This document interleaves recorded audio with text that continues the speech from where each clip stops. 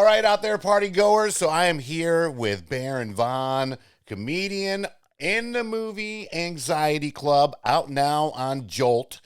And as someone that suffers from anxiety and depression, this movie is honestly, it hit super, super close to home.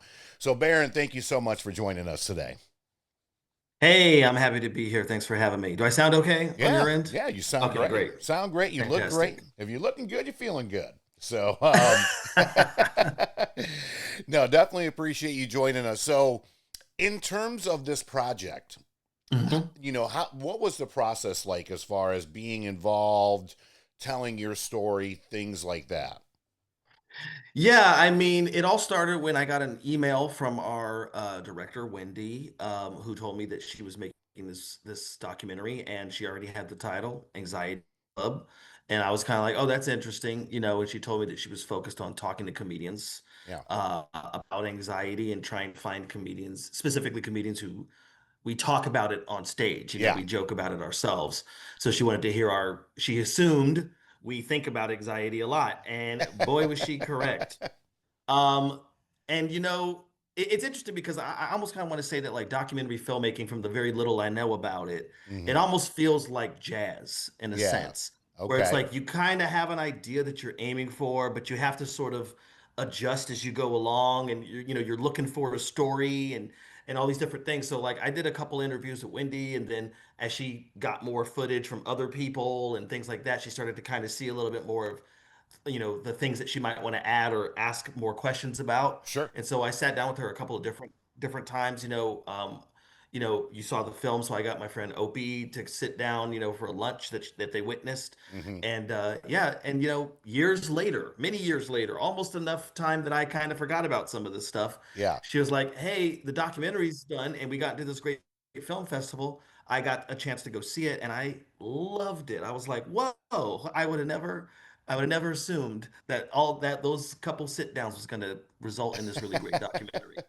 And it really is great as someone, as I mentioned, that suffers from anxiety and depression. I mean, I get anxiety 7 years into this podcast, doing podcast episodes with celebrities like yourself, and you have to go on stage in front of hundreds, sometimes thousands of people to do this. So what are some of your tips where you have to like remind yourself like, and I love the fact that you're able to joke about it, right? I think at the end of the day, like my family as a whole, we all suffer from anxiety and depression, and I think one of the things that helps us get through it is the fact that we are able to joke about it, whether if it's Hmm. memes, conversations, things like that. So as you prepare to get on stage and whether joke about it or not, what are just some things that helps you kind of become even keel and get through that anxiety? Yeah, I mean, one of the things about doing stand up is that when I am up there, I have control. Yeah, So there's yeah, sort of like it's like an unspoken agreement that I'm the only one that's going to talk. You know what I mean? yeah. And everything that I say, even though the audience might think, "Oh, he's just coming up with this," but I have spent a lot of time, thinking through what I'm going to say, thinking through how I'm going to say it, Hmm. rewriting, working on it, all that kind of stuff to get it where I need it to be. So it is a very practiced, speech by Yeah. the time I'm up there, and there's something that's really safe about that. However, obviously there's always the kind of X factor, unpredictable sort of things I can't plan Hecklers. on.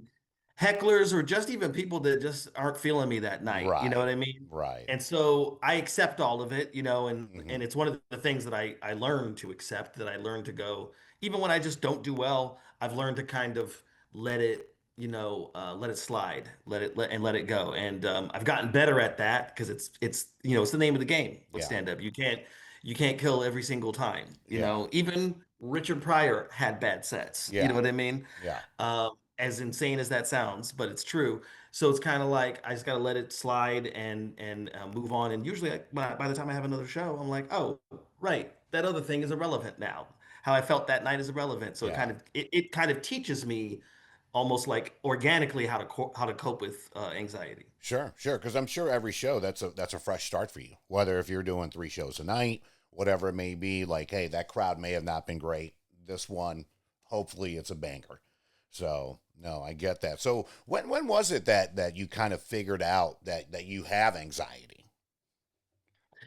Yeah, I mean, you know, it took me a while to realize that that is the thing. Because anxiety is one of these words, one of these concepts Hmm. that everyone's heard.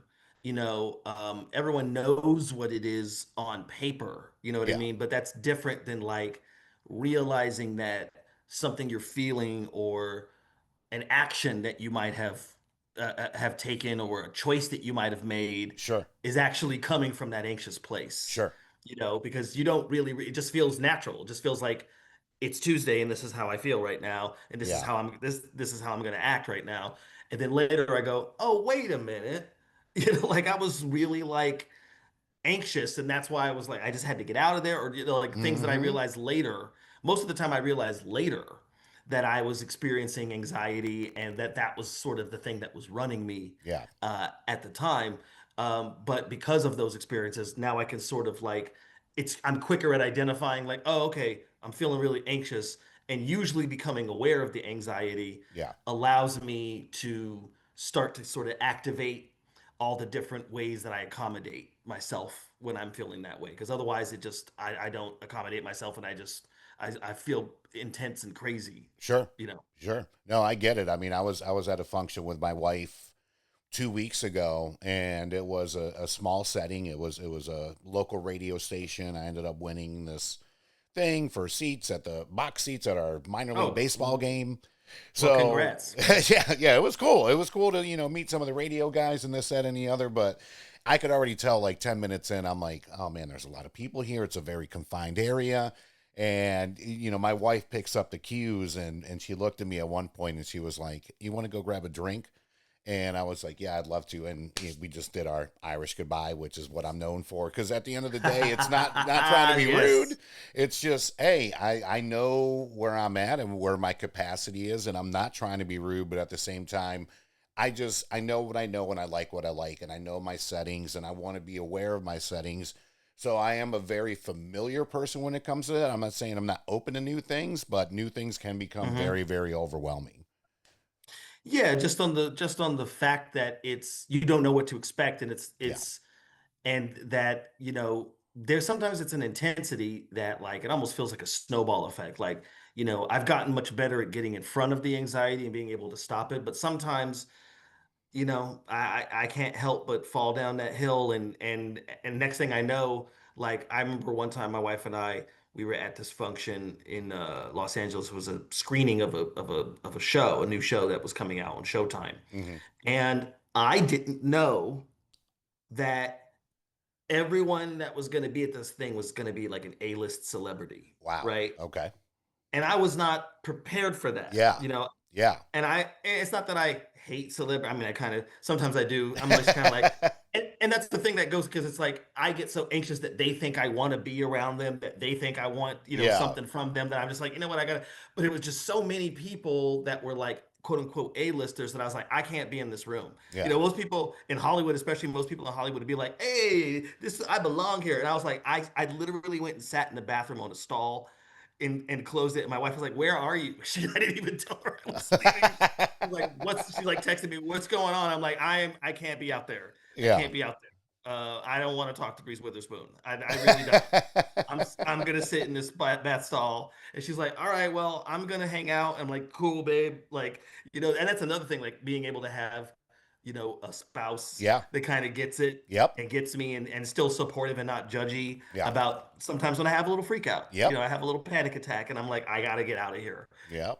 Shout out to the spouses out there that can do it. My wife is one of them. She can literally talk. I love her to death. She can talk to a brick wall. I'm not like that. Like I'm just, and it works out great. Just like you said, it's a yin and yang thing where it's like, all right, you go out there and deal with the people. I'll be planning our escape route here in the next 5 minutes.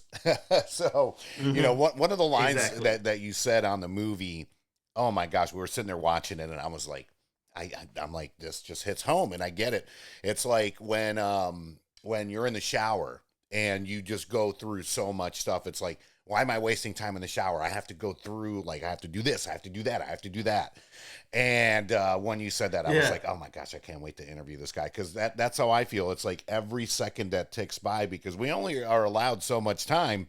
All I can think Hmm. about is what I have to do, what has to get done, whether if it's writing material for the show, this, that, and the other. And, it's great to hear stories from people like yourself where it's just like, I'm not the only one that goes through this.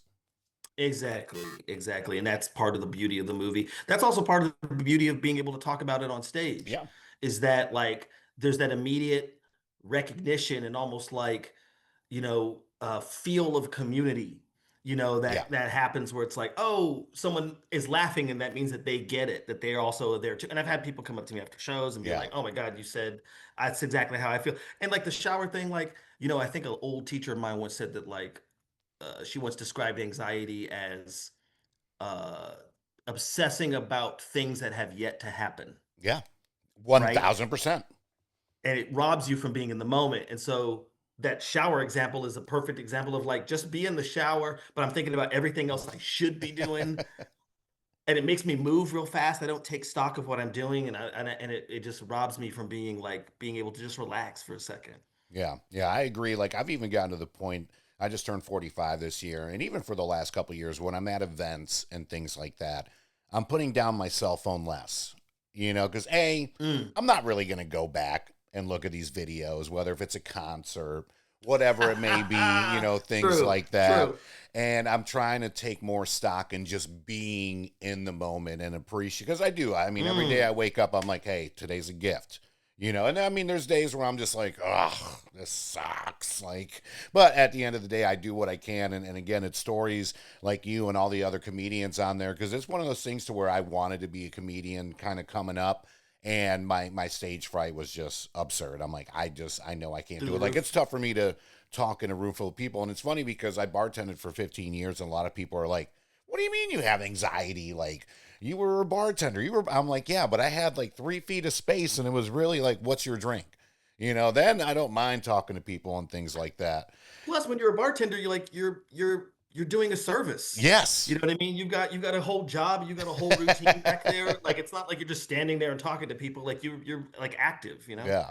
Yeah. So, being a comedian obviously means being on the road a lot. Are there certain things that you do while you're on the road that helps keep you grounded? And because, I'm sure you're Mm. missing wife, missing family. What are just some things, whether if it's going to like familiar restaurants that may be chains or franchises, or just some things that help you remind you of home and like keep you, I guess, what you could say is like fighting a good fight, I guess. Good question. Yeah, I mean, like one of the biggest things in there's a comedian, his name's Todd Glass. Shout out to Todd Glass. Todd Glass sort of put me on to when, on the average road gig, the average club, for instance, you would Mm-hmm. have a Thursday night, Friday night, Saturday night, right? Sure. One show Thursday, two Friday, two Saturday. I spent years traveling on Thursday, Yeah. like going to the airport in the morning, knowing full well I have a show that night, right? Yeah. And Todd was like, travel on Wednesday. Yeah. Like just that simple thing of then I'm not stressed about getting to the city in time for the show. You know, Right. I get there, I'm able to like relax, get to the room, Mm-hmm. and that just took a load off my shoulders just being able to get there on a Wednesday night, Yeah. relax, take a shower in the room, just hang out, watch some TV, and just kind of get my bearings depending on what time zone I'm in, adjust to the time zone, Sure. stuff like that. And that has changed the world for me. So when I can, I do that. It's not always available to me. Yeah. Um, but I'm lucky to have like friends in different parts of the country. Most cities, there's a couple people that I can hit up or try to see. Yeah. And I keep in touch with obviously my wife, my family. Um, a big thing that I do is I use that time to like make calls that I haven't made. Like I'm like, all right, I'm sitting in a hotel in Denver. You Yeah. know what? I'm gonna call my mom. I haven't called my mom in a little bit. Like Sure. those are the times where I can kind of like reach out to people and connect, in ways that I might not have in the last, month or so. Oh, I love that. I love that because one thing that gives me anxiety is being late.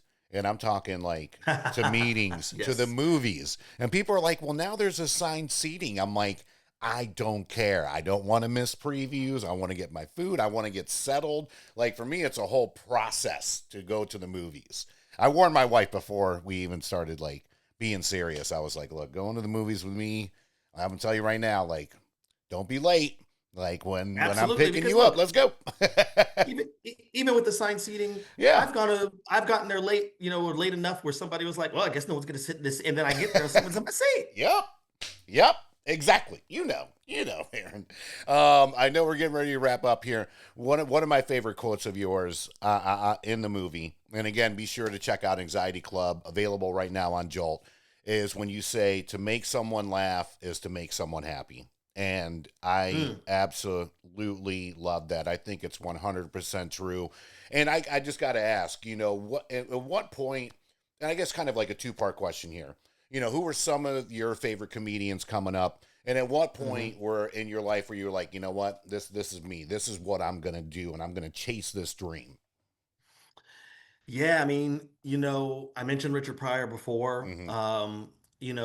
And my favorite comedians, like I fashion myself after them in terms of the example that they set, Sure, as opposed to I'm not trying to be like copy Richard Pryor's style. sure, What I love about Richard Pryor is that he was himself, yeah, and he was undeniably trying to get to this place where he's pure, authentic Richard, yeah, right?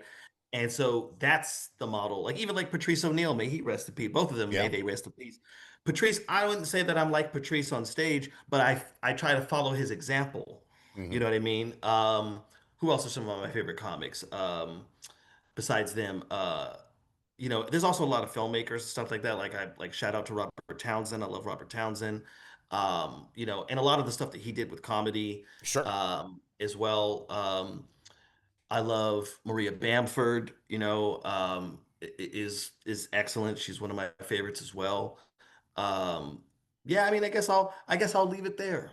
like Pryor and Patrice and Maria Bamford. It's a range. yeah, yeah. I love that. And then, at about what age did you decide to pursue this dream? Yeah, I was in college. I was like it was like the summer between my sophomore and junior year, summer 2001. So it's Okay, 24 years ago, like last month. okay, And I was studying acting in Boston. And the whole reason I even ended up studying acting is because I was interested in stand up, okay. and I didn't know the difference. I just saw plays and I was like, people on stage saying funny things. That's where I gotta go. And then when I was in Boston, someone turned me on to the idea of something that was called an open mic. Yeah, And I was like, what? He's like, yeah. yeah, you got to go to an open mic. You just start doing stand up. You start doing jokes. I'm like, oh, that's what you do. Hmm. And so, me and a couple of friends, we started hitting up this open mic in Boston. And once I got up there, I was hooked. I mean, it was something that I had always wanted to do. I just didn't know where you started or where you had to begin. Yeah. And that is the great equalizer, the open mic. I love it. I love it. So, for people looking to find you on tour, what's the best way for them to find you, whether social media, website, all that fun stuff? Yeah, I would say like the best place to go is my website, baronvaughn.com. There are links to my different socials, but I am out also on Instagram. I was on Twitter before it was X. Uh, then it switched and my account got hacked, and I guess everybody that helps you with that was laid off. So it got swallowed into the quicksand Uh huh. of internet BS. But yeah, so Instagram is the place to find me, but mostly my website for sure. Love it. Love it. Baron, thank you so much for joining us again. Be sure to check them out on Anxiety Club, out now on Jolt. We'll put the links on all of our socials and, of course, on this episode. Wishing you the best. If you come to North Carolina, feel free to hit me up. Greensboro, we got the Comedy Zone. So, Oh yeah. yeah, Charlotte. Yeah, Yeah. Oh, yeah. Well, it's Greensboro and then Charlotte, too. Charlotte's only an hour away. So I love being in Greensboro because I'm an hour away from Charlotte. Raleigh's about just over an hour. And yeah, yeah, let us know. So thank you so much for joining absolutely, us. Brian. I Thanks for having me. appreciate it. Of course. Thank you. All right, friends, we hope that you enjoyed the interview with Baron Vaughn, stand up comic on the documentary Anxiety Club, which you can find on the Jolt streaming platform. Have my lovely co host with me joining via Zoom today to finish off this episode. Hello. Good old baby knife action going on. This is your boy El Nino for part two of this episode here. So again, big thanks to Baron out there. For the rest of the episode, Jordan and I are going to be talking about some of our favorite stand-up comics, some of our favorite comedies, some stand-up specials, all that jazz. Before we get started, want to give a big shout out to the Hernandez family, in particular, my dad. That's the person that's really responsible for me enjoying comedies to this day, in particular stand-up comics. When I was little, we heard a lot of stuff we weren't supposed to be listening to. I would pretend that I would be asleep on our rides to New York City from upstate New York while he would be playing Andrew Dice Clay, amongst others in the car. So the Dice Man with his vulgar kind of style of comedy is where I got most of my English speaking, as well as my early, comedic kind of fill. As I started to get older, stand up comedy really started becoming more of a thing. You started seeing not just HBO comedy specials, but really full blown tours. Back in the day, it would be like, Eddie Murphy, Richard Pryor, these guys would do shows here and there, but not on the level that we're at now with your Chappelle's and Kevin Hart's that are, selling out stadiums, for crying out loud. I remember Dice Man sold out Madison Square Garden, I think, in like 10 minutes or something like that back in the day. So, as the 90s hit, I was a big fan of Jim Carrey, of course, Dumb and Dumber, The Mask, Once Bitten, which is a nice little underrated classic there. I know this is going to be airing next week. Halloween weekend is upon us. So if you've not checked out Once Bitten with Jim Carrey, be sure to check it out. It's a nice little vampire horror, not even horror, it's like a vampire comedy. So definitely be sure to check that out. And, to kind of keep the list going out there, Martin Lawrence was definitely, if not my number one favorite of the 90s, he was definitely up there in the top three. I will say that You So Crazy is probably to this day still one of my favorite stand up comedy, videos, DVDs, Blu ray specials of all time. Still holds the test of time. Cornelius, big shout out to my boy Corn. We probably quote it just about every single time we see each other. Even my wife Ashley enjoyed it when we first started dating. So, yeah, I guess I'll just kind of pause there from like my 80s and 90s. I do want to give some shout outs out there to the Sam Kennisons and Rodney Dangerfields and a lot of people from the 80s and 90s, especially once Saturday Night Live started rolling. We got a lot of comedians out of that as well. Of course, I know I mentioned Richard Pryor. But yeah, I guess I'll just stop there. And Jordan, what are some of your faves before I get to my 2000s, I guess, and now. Yeah, so I'm not a big watcher of like comedians as far as stand-up goes. I'm Mhm. super not versed in that world unless I'm at your house, and then sometimes, it'll be Dave Chappelle or what's that newer guy you and Ashley both love? Nate Bargatze. Nate Bargatze. He's great. That's really all I can think of at the top of my head. I've just seen some stuff in passing as far as stand-up goes. Hmm. But I've definitely got some favorite infamous comedy actors and actresses, I guess you could say. Hmm. And so I love Amy Poehler, of, Parks and Rec, um, SNL. SNL. Just she's just kind Baby of one that's done Mama. so much that I'm like, Yeah. yeah, it just goes. And she's a producer on so much comedy Hmm. material as well. Like, one of my favorite shows of all time is Broad City, and she's a producer on that show. So I love Amy Poehler. I love Broad City. Again, Alana Glazer and Abby Jacobson are hilarious. I've watched that show Yas probably Queen. probably 20 times. If you've ever heard Yas Queen, um, I won't say the show is the one that came up with that, but maybe they made it infamous. Oh, for sure. Yas Queen, so many good quotes. The supporting cast is phenomenal. Um, it's so good. If you like And it's all filmed in New York City.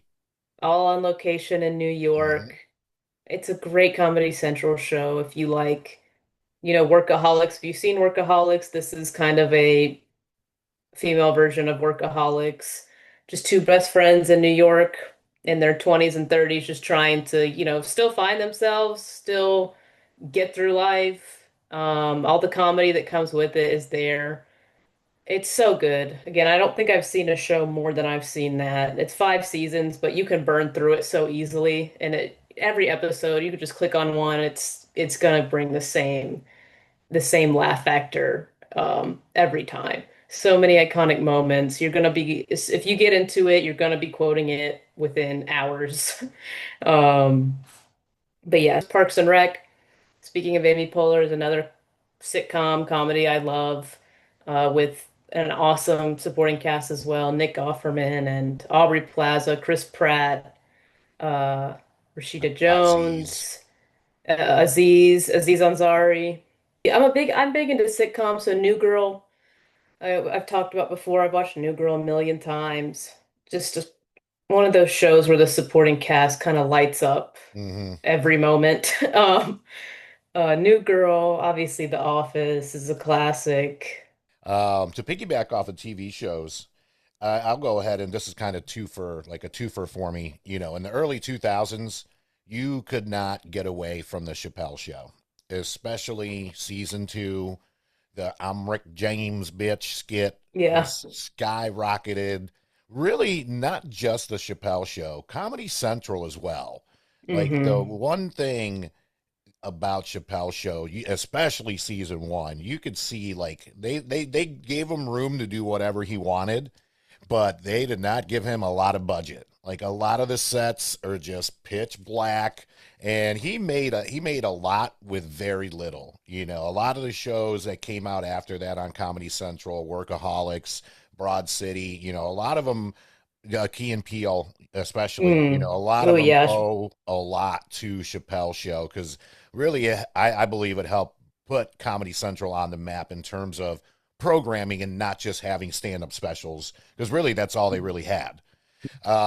So, and I mean, Killing Him Softly by Dave Chappelle is another one, like Martin Lawrence, You So Crazy. Phenomenal stand-up.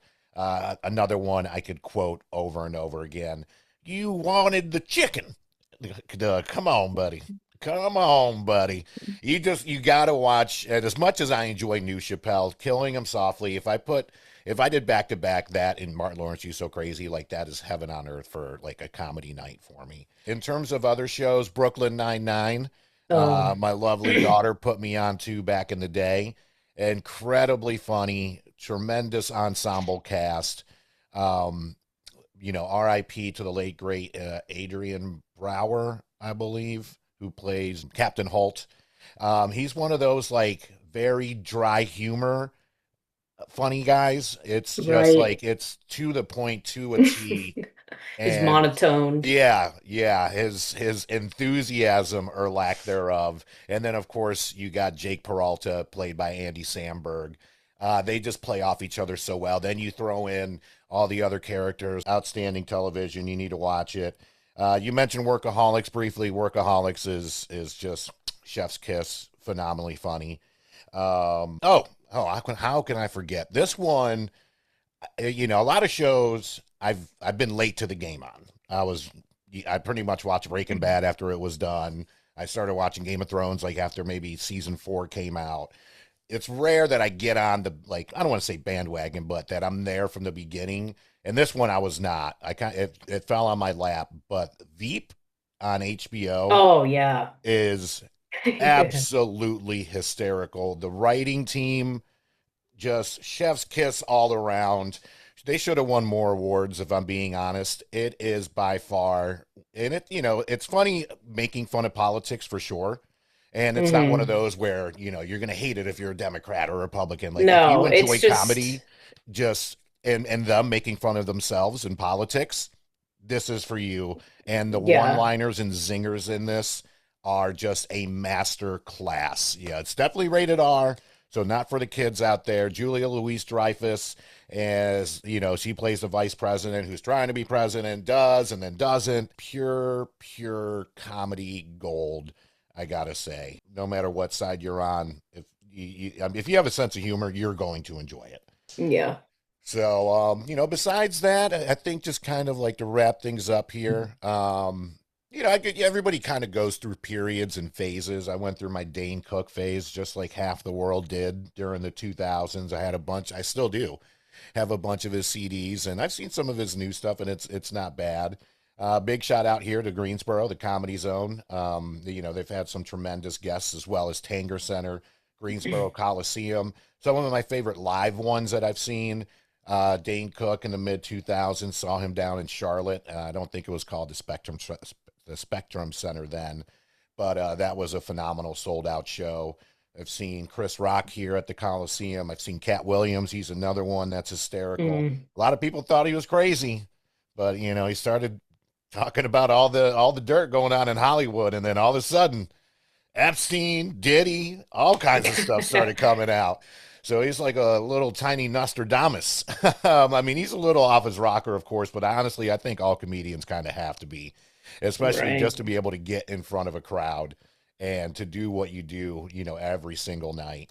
Hannibal Buress is another one that I enjoy. He's in Broad City a lot. Oh yeah. A lot of his stand up I really, really like. Um, what is it? Joy Coy, I think it is. That sounds familiar. Yeah, yeah, he's pretty good as well. But in terms of films, give me just about anything with Will Ferrell. So speaking of Amy Poehler, I think it's still on HBO Max right now. The House has Will Ferrell, Amy Poehler, and the gentleman that we talked about that plays Pimento and Brooklyn Nine-Nine and everything else. Super underrated comedy about husband and wife and their best friend who start a casino in the best friend's house to help pay for the daughter's college Oh fund. yeah. Real funny movie. Elf, of course, is hysterical. Old School is a classic. Can't go wrong with that. Swingers, even though it's not like a huge comedy, it's still got some good zingers in there, and it really introduced the world to Vince Vaughn as well as John Favreau. Um, Anchorman. yeah. Oh, yeah. How can I forget Yeah, Anchorman? I mean, definitely. before we had memes and GIFs, we literally all Anchorman. we did was quote Anchorman, Chappelle Show, Old School. That is all we did before memes and GIFs existed. It is true. I'm here to tell you it is true. So, Anchorman's and we so still do it. good. Yeah. So quotable. Oh, yeah. You all know what we're thinking of right now. They're coming through the back door. Grab the children. Grab the children. Grab the children. Oh my I like the unique New York. Unique New God. York. Yeah. I love Scotch. Scotch. So, Obviously an amazing cast there as well. oh, yeah. Paul Rudd, Steve Carell. Oh yeah, yeah. Steve Carell before really right at the same time he did The Office. And the funny thing is, 40-Year-Old Virgin, another phenomenal movie that Hmm. really helped kind of save The Office because the first season didn't get great reviews. Right. They might have canceled it, and that really his performance in 40-Year-Old Virgin helped at least get a season two, which season one I think we can all agree isn't the greatest. The Office really doesn't start firing on all cylinders, in my opinion, until season two, anyways. And that's how most shows are, right? They got to get their Hmm. footings or foot. They got to get their footing and their sea legs and all that stuff. So, but yeah, that's a little trip down my memory lane and my journey through comedy. I know I'm missing a bunch of stuff, but like I said, I didn't want to go super obvious. Of course, we all love Kevin Hart, Hmm. things like that. I just wanted to bring to light a couple shows and movies and comedians that, I just either really enjoy or don't, feel that they don't get enough love and credit. Yeah, Anchorman. I'm glad you brought up Will Ferrell. That grew up on Anchorman, Yeah, you did. Bridesmaids. Yep. Um, yeah, all those women comedy legends and bridesmaids. Shout out to them too. With Bridesmaids, we got Kristen Wiig, Rose Yeah. Byrne, who's hysterical in her own right too, in a lot of the movies she's in. She's also, I believe, in Parks and Rec. Doesn't she play the chick that's like the phone book model? I don't Um, remember that. yeah, Maybe. the one Yeah. that has Bloosh. I think she's the one that runs Bloosh. Oh, I yeah, think yeah, it's the yeah, same yeah. the same character. Yeah, Melissa McCarthy's in it, Mm. Maya Rudolph, Rebel Wilson, Ellie Oh, yeah, Kemper Rebel from Wilson. The Office. Yeah, Rebel Wilson's another one that's just a phenomenal actress. So complete all-star cast there. I mean, to me, the only thing that was missing from that movie was Tina Fey Pretty much. and Polar, to be Yeah. honest with you. But you can only fit so much, right? Still a great movie. Yeah. Not taking anything against or anything away. Would be awesome to see if I don't normally pull for sequels, but would not mind seeing Oh, Bridesmaids 2 come out. yeah, So me neither. I don't think anybody would mind that. yeah, I'm yeah. surprised I haven't thought about that before, but yes, please, a Bridesmaid sequel would be Yeah. Awesome. And you know who else is And pretty funny too and doesn't, and I don't think gets enough credit for it? Anna Kendrick. I think she's just a national treasure. yeah, She's she just is funny. hilarious. She She's, is a yeah. really good I, yeah, she delivers really well, like yes. little zingers and lines and stuff. Hmm. Um but yeah, for sure. Anna Kendrick's a great actress. And Pitch Perfect is a really good comedy. Yeah. That's my partner's favorite comedy. I've seen it a billion times, but Rebel Wilson, Anna Kendrick, Anna Camp, Brittany Snow, Elizabeth Banks. Woo, Uh, rattling them off. yeah, they're And Pitch What is Perfect's it? good. Divine? Yeah, Adam Devine from Hmm. Workaholics Yeah. and plenty of other stuff. Yeah, Pitch Perfect's a great modern comedy. I'm sure everybody's seen. Yeah. Yeah. Yep. So that's going to wrap up our comedy episode today. Again, we hope you enjoyed it. Be sure to check it out on, of course, My Fox 8. You can find it myfox8.com/zero dark nerdy, or go to the Fox 8 WGHP YouTube channel. If you click under playlist, you can subscribe to us. You'll get an alert every time a new episode's up. New episodes on that platform go up every Thursday. We will have the full unedited episodes on our YouTube page, Zero Dark Nerdy, as well. So if hmm you know, even though we don't really keep it, I mean, of course, we got to keep it somewhat PG 13 for Fox 8, but you want the raw, unedited parts of it, be sure to check it out on the YouTube page. Of course, please give us a like, follow, subscribe. Means the world to us. And could not be here without some of our incredible sponsors out there. Daniel Leonard and Company at the Bodega Soda, the best THC drink, not just in North Carolina, but in my opinion, across the U.S. Be sure to grab a Bodega Soda either at the Bodega or at Best Way. I believe now it's at Total Wine. Harris Teeter, ask your local grocer about it. Of course, our good friend Peter Day at Cut the Music Prints for all of our apparel. He can do yours as well, shirts, sweaters, cardigans, you name it. If it can be printed on, he will screen print it for you. Amazing prices and great quality. Be sure to check out Cut the Music Prints on social media. Of course, our good friend T-Mad from T-Mad 3D Printing. Be sure to check him out for all your 3D printing needs. He did this awesome sign for us back here and some more stuff we're going to be showcasing here in a little bit. Of course, the number one destination in the Carolinas for your comic book, graphic novel, and action figure needs. That is Sailfish Comics, with locations in Concord, Winston-Salem, and right here in Greensboro, right across from Best Buy. Say hi to Stephen and company for us. Be sure to drop by on Wednesdays for brand new comic book day. Be sure to check out Exquisite Corpses, too, one of my new favorite comics, done by James Tinian. Something is Killing the Children, which we'll get into that. Big announcement on that. They got greenlit for a movie as well as a rated R animated TV show. So super pumped for that. And yeah, I think that's going to do it. So on behalf of Baby Knife, this is your boy El Nino, and we'll see you next time. Peace.